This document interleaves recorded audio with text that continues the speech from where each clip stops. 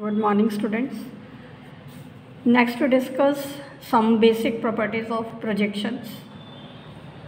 So the properties are: for any projection P on a Hilbert space H, inner product of Px with x is equal to Px norm square. Here x belongs to the Hilbert space H.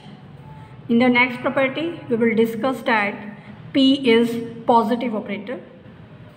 In the third property, we will discuss norm of projection operator, that is at most 1. And if the range of P is non-zero, then the norm of projection, that is 1. So we will discuss these 4 properties one by one. So firstly, let us discuss the property that for each x belonging to the Hilbert space H, inner product of Px with x is equal to Px norm square. So let us consider x belonging to H and let us find the inner product of Px with x. Now, inner product of Px with x, because P is projection operator and therefore P is idempotent as well as self-adjoint. Now because P is idempotent, so we can write P is equal to P square. So inner product of Px with x, that will become inner product of P square x with x. Now P square x can be written as P of x, and one of the P can be shifted into the second argument, that will become adjoint of P. So this can further be written as inner product of Px with P star x. Now because P is projection, therefore that is self-adjoint and therefore P star is same as P. So this can further be written as inner product of Px with itself, and by definition this is Px norm square, and because norm is non-negative quantity, so this proves that inner product of Px with x is equal to Px norm square, as well as inner product of Px with x is greater than equal to 0.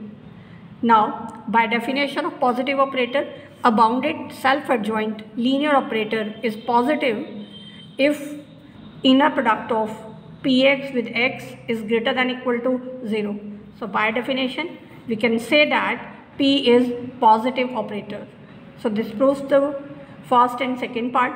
Now in the third part, we prove that norm of projection, that is at most 1. So let us consider Px norm square. Now by definition of norm, Px norm square will be inner product of Px with Px. So that can be written as inner product of Px with x, and that is by using squares inequality, that will be less than or equal to Px norm into x norm. Now for non-zero x, we can divide throughout by x norm. So we get Px norm is less than or equal to x norm. Now let us take supremum over all x of norm 1. So from here we get norm of P is less than or equal to 1.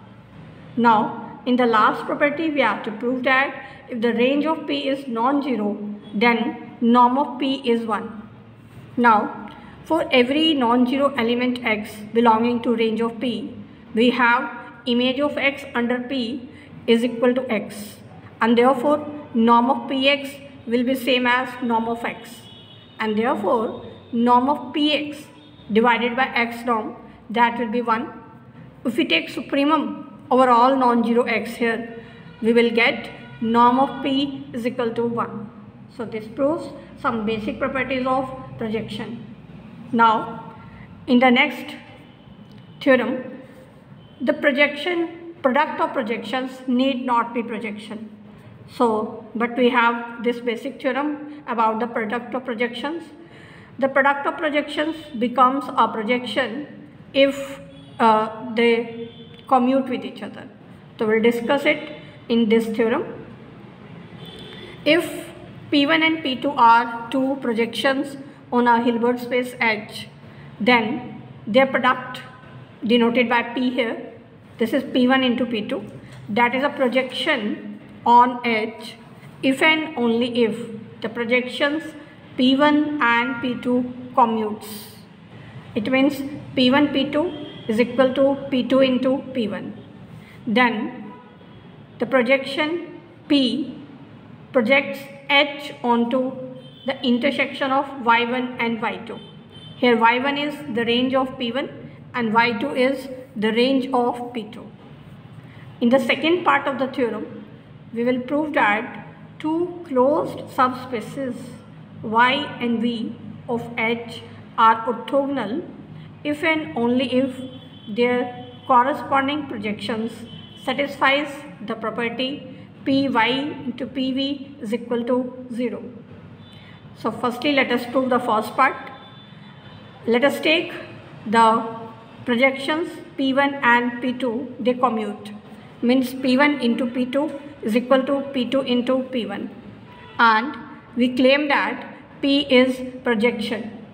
Now to prove P is projection on H, we will have to prove that P is self-adjoint and idempotent. So firstly we claim that P is self-adjoint. So we have to show that the adjoint of P is same as P. So let us find the adjoint of operator P. Now the adjoint of P, because P is P1 into P2, so this will become the adjoint of P1 into P2. Now by the properties of adjoint, the adjoint of P1 into P2 can be written as adjoint of P2 into adjoint of P1. Now because P1 and P2 are projections, they are self-adjoint, so adjoint of P2 will be same as P2 and adjoint of P1 is same as P1. So this becomes P2 into P1. But P2 into P1, that is same as P1 into P2. And P1 into P2, that is P. So we have obtained the adjoint of P is same as P. So this proves that P is self-adjoint. Now next we claim that P is idempotent. To show that P is idempotent, we have to prove that P square is same as P. So let us find P square. P square means P into P. The value of P is P1 into P2. So P square becomes P1 into P2 multiplied with P1 into P2. But because P1 and P2 commutes with each other, so we can write P2 into P1 is equal to P1 into P2. So from here, this will become P1 square into P2 square. Now P1 and P2 are projections, they are idempotent, so P1 square will be same as P1 and P2 square, that is same as P2. So this becomes P1 into P2, but P1 into P2, that is P, so we get P square is equal to P. So this proves that P is idempotent. So by the last theorem which we discussed, according to that theorem, if a bounded linear operator that is self-adjoint and idempotent, then it becomes a projection. Therefore we can say that P is projection on H. Now next we claim that P projects H into Y1 intersection Y2. Now for every X belonging to H, image of X under P, P is P1 into P2. So this becomes P1 into P2 operated on X. And this can further be written as P1 of P2 of X. Now because P1 and P2 commutes with each other, so this can further be written as P2 of P1 of X. Now because P1 projects H onto Y1, so by definition P1 of P2 of X belongs to Y1 and also P2 projects H onto Y2 and therefore P2 of P1x belongs to Y2. And from here we can see that P of X belongs to Y1, P of X belongs to Y2. So we can say that P of X belongs to Y1 intersection Y2. And because X belonging to H was arbitrary, so we can say that P projects H into Y1 intersection Y2. Now next we claim that this projection P from H into y1 intersection y2, that is onto map. To prove this is onto, let us take y belonging to y1 intersection y2. So by definition of intersection, y belongs to y1 as well as y belongs to y2. Now let us find the image of y under P. Now P is P1 into P2, so this will become image of y under P1 into P2, and because P2 of y, that is y, so this will become P1 of y, and image of y under P1, that is again y. So we have obtained P of y is equal to y. So this proves that P is onto. Hence we can say that P projects H onto y. Now we prove the converse part. In the converse part, we are given that P, which is the product of projections P1 and P2, that is a projection defined on the Hilbert space H. And because P is projection, so by definition P is self-adjoint as well as idempotent. Now we are to prove that P1 and P2 commutes. So let us start from the definition of self-adjoint. Because P is self-adjoint, so adjoint of P is same as P. Substituting the value of P here, P is P1 into P2. So the adjoint of P1 into P2 is equal to P1 into P2. Now by definition of adjoint of product of the two operators, this can further be written as adjoint of P2 into adjoint of P1, and this is equal to P1 into P2. Now because P1 and P2 are projections, so adjoint of P2 is equal to P2 and adjoint of P1 is equal to P1. So we get P2 into P1 is equal to P1 into P2. So this proves that P1 and P2 commutes. Now we prove the second part of the theorem. In the second part, two closed subspaces Y and V are orthogonal if and only if their corresponding projections satisfies this equation, Py into Pv is equal to 0.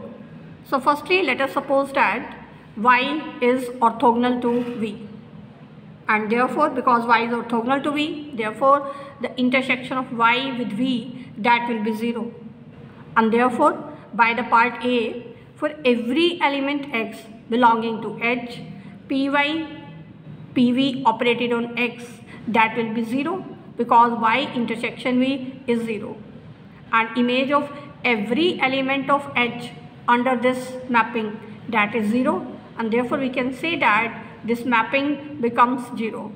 So we have obtained Py into Pv, that is 0. Now conversely, we are given that this mapping Py into Pv, that is 0. And we have to show that y is orthogonal to V. To prove y is orthogonal to V, we have to show that the inner product of every element of y with every element of V, that is 0. So let us take an element y from y and an element V from the subspace V, and let us find the inner product of y with V.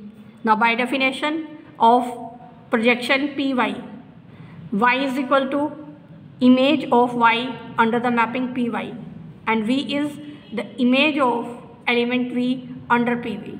So substituting the values of y and V here, now we can take this Py in the second argument, it will become conjugate, but being a projection, its adjoint will be same as itself. So this can further be written as inner product of y with Py Pv V.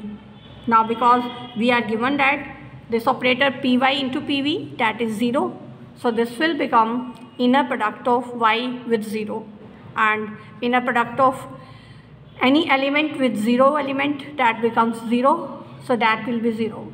So we have obtained inner product of every element of subspace y with every element of subspace V, that is 0. So by definition, we can say that the two closed subspaces Y and V, they are orthogonal. So this completes the proof of the theorem.